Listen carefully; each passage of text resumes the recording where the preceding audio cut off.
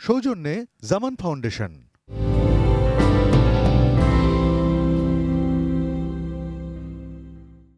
প্রিয় সুধী, আসসালামু আলাইকুম।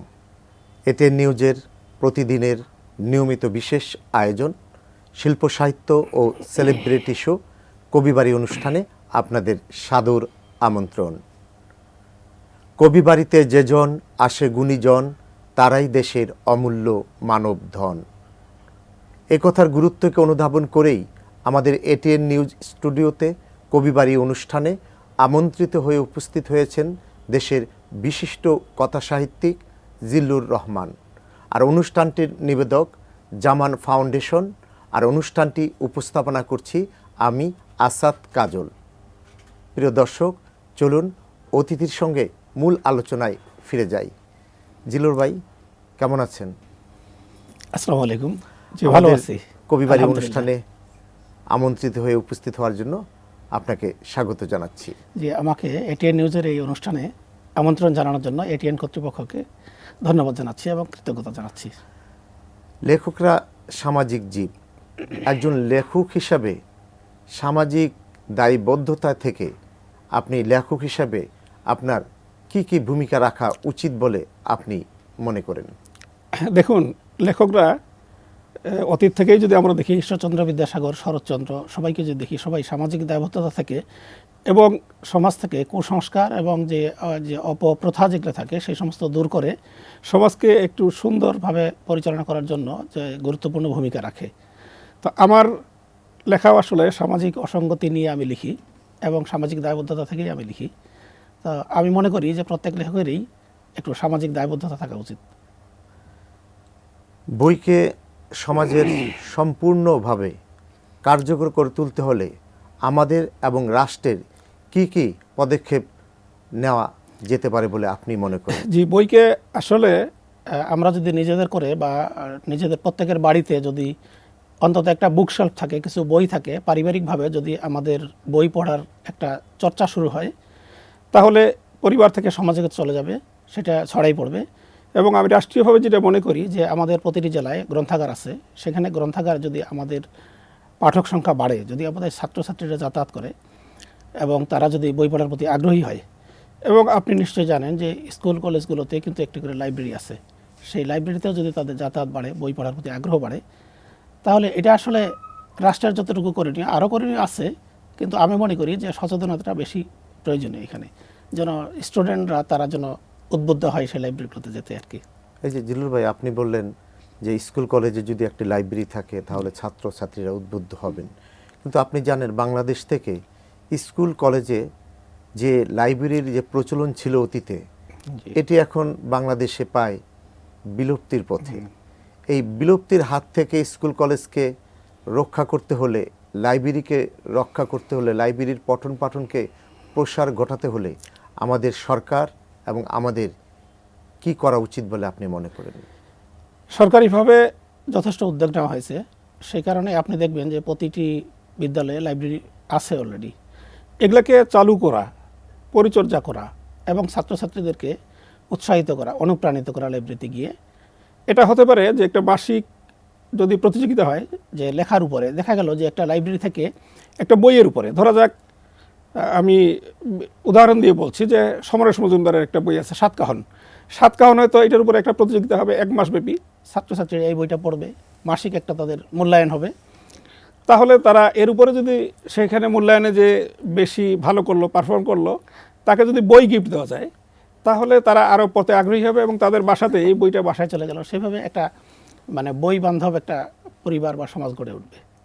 একজন লেখক কিভাবে তার লেখা সার্বজনীন করে তুলতে পারে বলে আপনার ধারণা? আমি মনে করি একজন লেখকের লেখায় বৈচিত্র্য থাকতে হবে। যেমন একজন লেখক যদি 20টা বই লিখে, তাহলে এই 20টা বইয়ের মধ্যে অনেক ক্যাটাগরিতে হতে হবে। হয়তো কিশোরদের জন্য থাকতে পারে, এখানে রোমান্টিক থাকতে পারে, তারপর এখানে তৃণমূল পর্যায়ের মানুষকে নিয়ে থাকতে পারে, আবার শহুরে মানুষকে থাকতে পারে। যেন সব শ্রেণী পেশার মানুষের জন্য যদি একজন লেখক বই লিখে, তো আমি মনে করি সেই লেখকের লেখা সার্বজনীন হবে। এই সার্বজনীনের কথা বলতে গিয়ে আপনি বললেন যে সব বিষয়ে, জি, সব বিষয়ে লেখকরা তো সব বিষয়ে লিখেন, এরপর আমরা লক্ষ্য করি যে তার লেখা সার্বজনীন হয় না, কিন্তু অনেকে সব বিষয়ে লিখেন না, শুধু প্রেমের বিষয়ে বা কোনো একটা রাজনৈতিক বিষয় লিখেই সার্বজনীন হয়ে যান, এই পার্থক্যটার কারণ কি? এটা আসলে ব্যক্তিত্ব নির্ভর করে। কেউ একজন শুধু ইতিহাসের উপরে বই লিখে, কিন্তু দেখা গেল তিনি সেই ইতিহাস লিখতে গিয়েই সার্বজনীন হয়ে গেছেন। আবার কেউ একজন উপন্যাস লিখে, সেই উপন্যাস লিখতে গিয়েও সার্বজনীন হয়ে গেছেন। এটা আসলে জনপ্রিয়তা, নিজের লেখার যে আর্ট কৌশল, এগুলা যদি মানুষের মন জয় করতে পারে, তাহলে সে একটা লেখা লিখলেও দেখা যাবে সবার জন্য গ্রহণযোগ্য হয়ে যেতে পারে আর কি, সার্বজনীন হবে ইনশাআল্লাহ। অনেককে বলতে শুনি, আমিও অনেক সময় বলি যে গল্পের জনপ্রিয়তা কমেছে টিভি নাট্যরূপের কারণে। জি, এটা কতটুকু বাস্তবসম্মত অভিযোগ বলে আপনি মনে করেন? টিভি নাট্যরূপের কারণে যদি গল্পের জনপ্রিয়তা কমিয়ে যায়, এর হাত থেকে গল্পকে রক্ষা করতে হলে এবং গল্পের প্রসার ঘটাতে হলে আমাদের কথা সাহিত্যিকদের কি কি ভূমিকা বা কি কি পদক্ষেপ নিতে পারে বলে আপনি মনে করেন? আমি মনে করি আসলে গল্পের মান কমে গেছে না, গল্পের রূপান্তর হয়েছে। আগে যখন মানুষ একটা গল্পের বই পড়তো, তখন সে গাছতলায় পড়তো বা পুকুর ঘাটে পড়তো অথবা বিকালবেলা পড়তো। এখন সেখান থেকে চলে গেছে সেটা মানুষের মোবাইল ফোনে। এখন কিন্তু অনেকে ইবুক পড়ে, ইবুকে গল্প পড়ে। আবার দেখা গেল সেই গল্পেরই রূপান্তর নাটক হয়েছে, সবাই কিন্তু ইউটিউবে বসে নাটক দেখতেছে। তাহলে গল্পের যে আমাদের যে প্রচলিত ধারণা যে গল্প মানে বই নিয়েই পড়তে হবে, সেখান থেকে একটু পরিবর্তন হয়েছে। কিন্তু আমার মনে হয় যে গল্প এখনও জনপ্রিয় আছে, এখনও প্রচুর গল্পের বই, যে বইমেলা আমাদের অনুষ্ঠিত হয় সেখানে প্রচুর গল্পের বই বিক্রি হয়। আপনি ইবুকের কথা বললেন, জি, ইবুকে গল্প পড়া, উপন্যাস পড়া কিংবা কবিতা পড়া আর প্রিন্টের থেকে বই পড়া, দুটি আবেগ কি একই রকম? আসলে আমি ব্যক্তিগতভাবে মনে করি দুটির আবেগ একই রকম না। কারণ ইবুক মানুষকে আসলে যে হৃদয়গ্রাহী করার যে বিষয়টা, একটা বই যখন কেউ পড়বে মনোযোগ দিয়ে, তখন তার হৃদয়ের মধ্যে সেই লেখাগুলোর একটা ছাপ পড়বে, পুরো লেখাটা তার একবারে হৃদয়গ্রাহী হবে।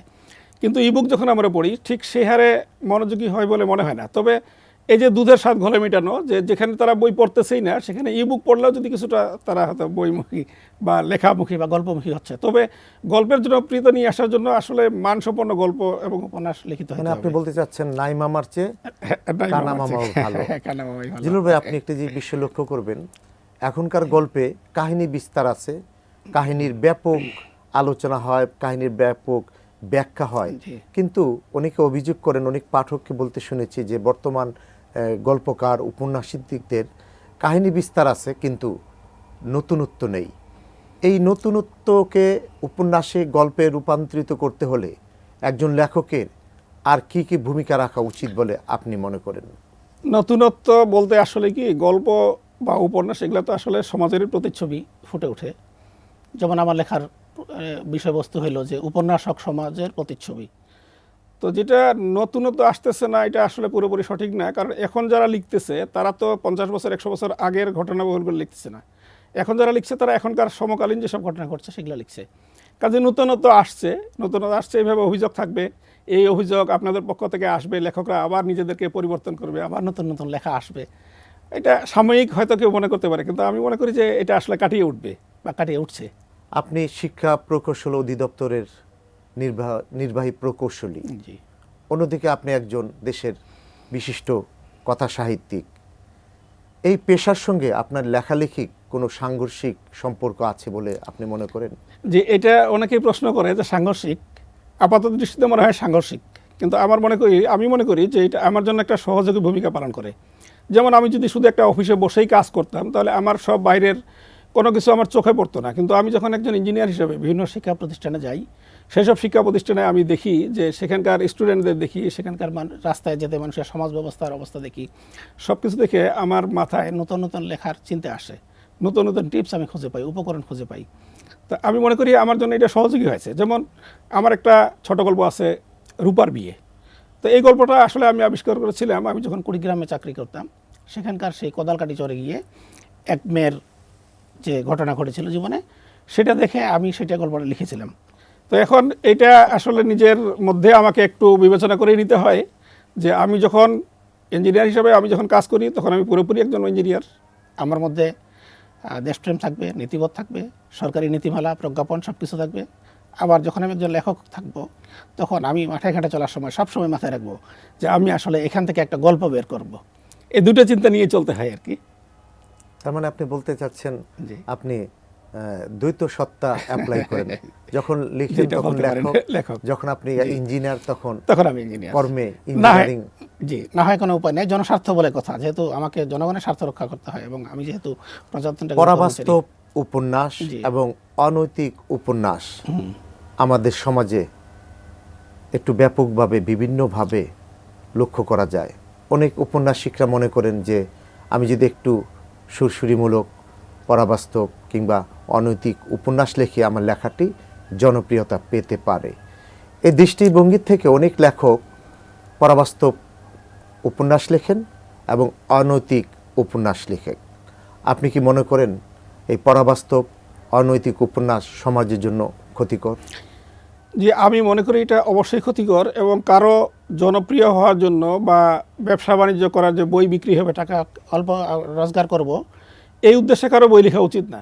এবং কোনো বই, আমার মনে হয় যে একটা বই এমন হওয়া উচিত যে বইটা একটা পরিবারের কাছে গেলে সেখানে যে কিশোরী থাকবে, কিশোরী থাকবে, তরুণী থাকবে, বয়োবৃদ্ধ থাকবে, সবাই মিলে সবার পড়ার মতো উপযোগী হতে হবে।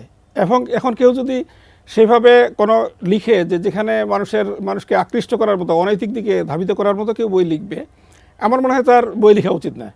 কারণ বই লেখা তো এটা বাণিজ্য না। বই লেখাকে কেউ যদি মনে করে যে এটা বাণিজ্যিক, আমি একটা বই লিখবো, কিছু অনৈতিক থাকবে এবং সেখান থেকে আমার টাকা রোজগার হবে, এটা কখনোই করা উচিত না। সবার চিন্তা করা উচিত যে আমি একটা লেখা লিখবো, সেটা সমাজে এবং দেশে একটা ইতিবাচক প্রভাব ফেলবে এবং মানুষের মধ্যে একটা পরিবর্তন আসবে, ভালোর দিকে পরিবর্তন আসবে। কোনো লেখা যদি মানুষকে মন্দের দিকে নিয়ে যায়, খারাপের দিকে নিয়ে যায়, তাহলে তো সেটা লেখা হলো না, সেটা অন্য কিছু হলো আর কি। জানতে চাই আপনার ব্যক্তিগত জীবন এবং দাম্পত্য জীবন বা পারিবারিক জীবন। যে দেখতেছেন, আমি পেশায় ইঞ্জিনিয়ার, নির্বাহী প্রকৌশলী হিসাবে আছি শিক্ষা প্রকৌশল অধিদপ্তরে, আর পাশাপাশি লেখালেখি করি। আমার প্রকাশিত গ্রন্থ মোট 31টা। আমার 4 ছেলে, প্রথমে 1, 2, একজন সিভিল ইঞ্জিনিয়ার, দ্বিতীয় ছেলে বুটেক্সে লেখাপড়া করে, পরের 2জন টুইন বেবি, বাহ। জমজ। এই তো পার্সোনাল লাইফের কি। কর্মজীবন শেষে যখন অবসর নেবেন তখন আপনি সেই অবসর জীবনটাই কিভাবে কাটাবেন বলে এখন থেকে ভাবছেন? যে আমার জীবনের শুরুটা আসলে লেখা দিয়ে। আমি একেবারেই যখন ছোট ছিলাম, কিশোর ছিলাম, তখন থেকে সেই ধান খেতে, সেই বিলে, গাছের নিচে বসে আমি ছোট ছোট কবিতা লিখতাম। তো জীবনের লেখাটা শুরু দিয়ে আমি চাই আমার আমৃত্যু লেখালেখি চালিয়ে যাব। অবসর সময়ে আমার লেখার যে ক্ষেত্রটা হয়তো অন্যরকম হবে, তখন অঢেল সময় থাকবে। তো সে সময় যদি আমি সুস্থ থাকি, তখন বয়স বাড়বে, যদি সুস্থ থাকি, লেখার মতো যদি আমার সক্ষমতা থাকে, তাহলে আমি জীবনের শেষ দিন পর্যন্ত লিখে যাব। এই লেখাই আমার জীবনের শুরু থেকে শেষ পর্যন্ত থাকবে বাহ, ইনশাআল্লাহ। জিলুর ভাই, সময় স্বল্পতায় আমাদের আলোচনার ইতি টানতে হবে। আমাদের কবিবাড়ি অনুষ্ঠানে উপস্থিত হওয়ার জন্য আপনার প্রতি কৃতজ্ঞতা জানাচ্ছি। আপনাকেও ধন্যবাদ, এটিএন কর্তৃপক্ষ এবং এই আমাদের অনুষ্ঠান সুন্দরভাবে পরিচালনা করার জন্য যারা সহযোগিতা করেছেন তাদের সবার প্রতি আমার কৃতজ্ঞতা। সবাইকে ধন্যবাদ। আসসালামু আলাইকুম। প্রিয় দর্শক, এতক্ষণ কথা বলছিলাম বিশিষ্ট কথা সাহিত্যিক জিলুর রহমানের সঙ্গে। আগামী অনুষ্ঠান দেখার আমন্ত্রণ জানিয়ে আমি আসাদ কাজল আপনাদের কাছ থেকে বিদায় নিচ্ছি। আল্লাহ হাফেজ।